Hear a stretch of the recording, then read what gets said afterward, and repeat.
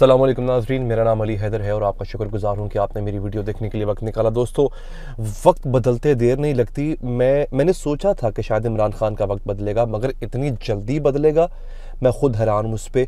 वो शख्स जो इमरान खान का दुश्मन था, शुरू दिन से लेके आज तक दुश्मन था, वो आदमी आज इमरान खान की बेगुनाही की गवाही दे रहा है। इतनी बड़ी ब्रेकिंग न्यूज़, मैं हैरान हूँ कि इस खबर को अभी तक उठाया क्यों नहीं किसी ने, अभी तक मेन स्ट्रीम मीडिया पे तूफान क्यों नहीं आ गया। ये वो खबर है जिसने पाकिस्तान की तारीख का धारा बदल देना था। मौलाना फजलुर रहमान ने इतना बड़ा बयान दे दिया। उस बंदे ने अदम एतमाद की जो तहरीक आई थी इमरान खान के खिलाफ, उसकी हकीकत को बीच चौराहे उसकी हंडिया को जाके फोड़ दिया।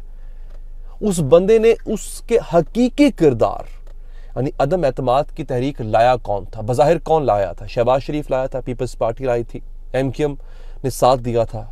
लेकिन इसके पसे पर्दा जो किरदार हैं, जिनका नाम लेने से रूहें कांप जाती हैं, हमारे मुल्क में डरते हैं लोग, हम साफ ही डरते हैं, जो सच्ची बात है। मौलाना फजलुर रहमान एग्रेसिव थे। पिछले 2-4 दिनों से बड़े सख्त उन्होंने रवैया अपनाया हुआ था, एस्टैब्लिशमेंट के खिलाफ बहुत बातें कर रहे थे। उन्होंने कल के इंटरव्यू में, जो आसमा शराजी को इंटरव्यू दिया, उसमें उन्होंने यहाँ तक कह दिया कि पैसे बटे, इन्होंने पैसे लिए हैं ताकि इलेक्शंस को रिग किया जा सके, इलेक्शंस में धांधली करवाई जा सके। अशराफिया की बात कर रहे हैं, एस्टैब्लिशमेंट की बात वो कर रहे हैं, वो आपके जो सिविल सर्विसेज के ब्यूरोक्रेट्स हैं उनकी बात कर रहे हैं। इतना बड़ा इल्ज़ाम उन्होंने लगाया था, मुझे लगा था ये बहुत एक्सट्रीम पर चले गए मौलाना। लेकिन आज जो बात उन्होंने कर दी है, वो तो उन्होंने रंदा ही फेर दिया ना पकड़ के, सारे किए कराए पानी फेर दिया। मैं उनका जो ये ऑडियो क्लिप है, मैं आपको सुनवाऊंगा, बता भी देता हूँ वो कहते क्या है। वो कहते हैं, दोस्तों ये सुनिएगा, वो कहते हैं कि तहरीक इंसाफ के खिलाफ अदम एतमाद के हक में नहीं था। PTI के खिलाफ अदम एतमाद की तहरीक पाकिस्तान पीपल्स पार्टी ने चलाई थी।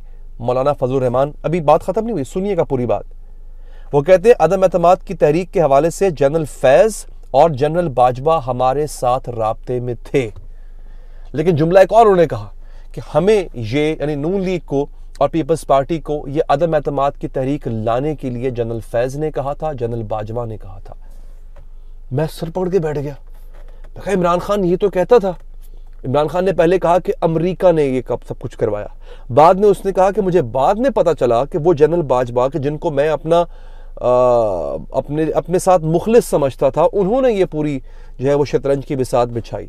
और अब ये बात मौलाना कह रहे हैं। अगेन एक बात मैं यहां पे कह दूं, ये मौलाना का इल्जाम है। सूरत हाल ये है कि क्या इसकी तहकीकात नहीं होनी चाहिए कि क्या वाकई ऐसा हुआ था? और मौलाना ने जो बात की है उसमें वो पीपल्स पार्टी को भी रगड़ रहे हैं, उसमें वो नून लीग को भी रगड़ रहे हैं, खास तौर पर पीपल्स पार्टी को। तो कोई तरदीद या तस्दीक इसकी आनी चाहिए या नहीं आनी चाहिए? अब ये बात यहाँ पे ख़त्म नहीं होती नाज़रीन। मौलाना ये बातें कर क्यों रहे हैं? वो दौर कि 9 मई के बाद खास तौर पर हर शख्स इस्टेब्लिशमेंट से डरा हुआ है। मौलाना खुल के खेल रहे हैं और वो बयानिया जो इमरान खान ने दिया था, उससे भी आगे बढ़ के इमरान खान की हिमायत में वो बयानिया दे रहे हैं जो इमरान खान का था। मौलाना ये सब कुछ क्यों कर रहे हैं? ये हो क्या रहा है? और जो वो कुछ कर रहे हैं उससे वो इस्टेब्लिशमेंट पर तो इल्ज़ाम लगा ही रहे हैं, उस वक्त की इस्टेब्लिशमेंट जो थी, अब की नहीं। साथ में पीपल्स पार्टी को भी रगड़ रहे हैं, साथ में वो नून लीग को भी रगड़ रहे हैं। और मैं आपको पहले बता चुका हूं कि मौलाना नवाज शरीफ से सख्त नाराज है। इलेक्शन के बाद नवाज शरीफ ने बाकायदा मौलाना से कहा कि आप मुझसे मुलाकात करने आए, मैं तैयारा भेजता हूं। मौलाना ने मना कर दिया। इतनी नाराजगी क्यों है मौलाना को दोस्तों? अदम एतमाद जनरल बाजवा के कहने पर लाई गई। अच्छा, अगर तो मौलाना की बात मान ली जाए, इन केस, क्योंकि अभी मौलाना ने इस बात का सबूत देना है, इसका कोई सबूत फिलहाल उन्होंने नहीं दिया, इल्जाम लगाया। तो अगर उनकी बात मान ली जाए मौलाना की, तो जनरल बाजवा तो समझ में आते हैं कि जनरल बाजवा और इमरान खान के दरमियान एक खलिश आ चुकी हुई थी, वो दोनों एक पेज पर नहीं थे। जनरल फैज की समझ नहीं आ रही मुझे कि मौलाना जनरल फैज पर जो इल्जाम लगा रहे हैं उसके पीछे क्या दलील है। जनरल फैज पर इमरान खान को भरपूर एतमाद था, आखिरी वक्त तक एतमाद था। और जनरल फैज को तो इमरान खान, ये भी खबरें हैं कि आर्मी चीफ तक बनवाना चाहते थे, इसलिए वो मुसर भी थे। उन्होंने जनरल बाजवा के साथ जो एक कन्फ्रंट्रेशन कह लें या तनाज़ा मोल लिया, वो आपको याद होगा जब नए ISI चीफ की तैनाती होनी थी और इमरान खान नोटिफिकेशन नहीं निकाल रहे थे और जनरल फैज को उन्होंने रिटेन करके रखा हुआ था, रोक के रखा हुआ था। ये वो मामलात थे, ये वो दिन थे जब आर्मी में, एस्टैब्लिशमेंट में और इमरान खान में खलिश पैदा होना शुरू हो गई थी, फ्रिक्शन आना शुरू हो गई हुई थी। इमरान खान ने अपनी प्रीमियरशिप अपनी प्राइम मिनिस्टरशिप को दाव पे लगाया जनरल फैज़ की खातिर, और बकौल मौलाना के जनरल फैज़ उस प्लान का हिस्सा थे। तो अगर तो ये प्लान सही है तो उसका मतलब है लंदन प्लान भी ठीक था क्या? क्योंकि इस पे सवाल होना चाहिए ना, सवाल होना चाहिए। क्योंकि कल मुफ्ती कफ़ायतुल्लाह जो कि JUI फजलुर रहमान के इन्हीं की जमात के रहनुमा है, वो कह रहे थे कि अब जो सूरत हाल बन चुकी है उसको देख के लगता है कि लंदन प्लान था। ठीक है, अब अल्लाह आलम, इसकी तहकीकात होनी चाहिए कि था या नहीं था।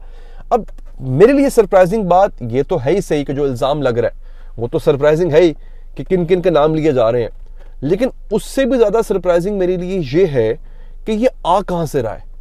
ये मौलाना की तरफ से आ रहा है।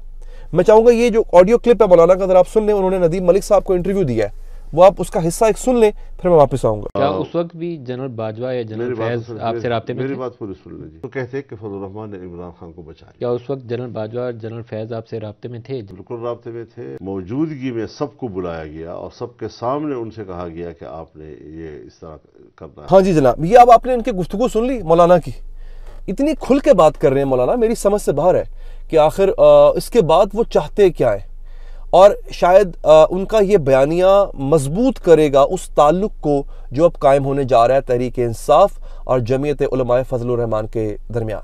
क्योंकि आपको पता है ना कि एक वफ्द जो है वो गया असद कैसर की सरबराही में मौलाना के घर मुलाकात करने, और उसके बाद मौलाना ने ये गुफ्तगू की है, इंटरव्यू दिया नदीम मलिक साहब को। तो शायद इस बात के बाद ये जो बात अब कर दी है मौलाना ने, इतनी बड़ी गवाही दे दी है, मेरा ख्याल है मौलाना अब इमरान खान का एतमाद हासिल करने में कामयाब हो गए। क्योंकि जो मौलाना ने गुफ्तगू की है ये बहुत बड़ी गुफ्तगू है, ये कोई छोटी बात नहीं है जो मौलाना ने कर दी है। नाज़रीन, ये सूरत हाल बन चुकी है दोस्तों। इंशाल्लाह इस पर मैं आपको मजीद अपडेट भी करूंगा।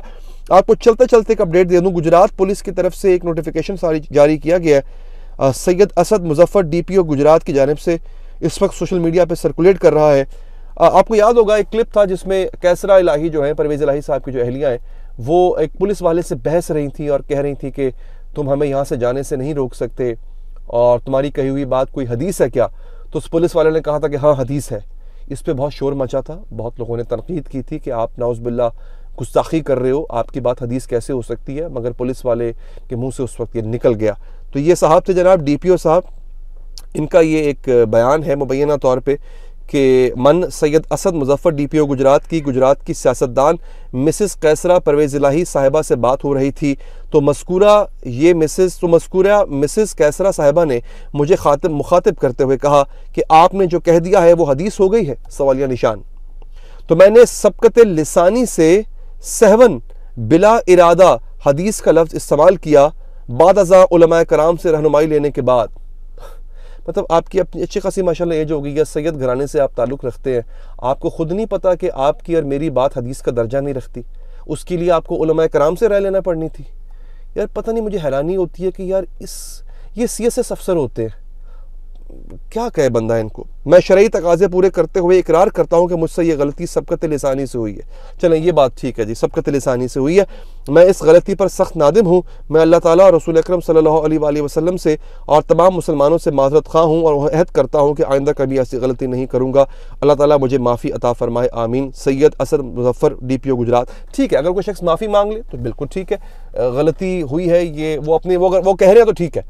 अगर ये शाह साहब कह रहे हैं जो गुजरात पुलिस के DPO हैं तो फिर ठीक है, इंसान से गलती हो जाती है और ये अल्लाह और उसके दरमियान का मामला है, तो उन्होंने माफ़ी मांग ली है।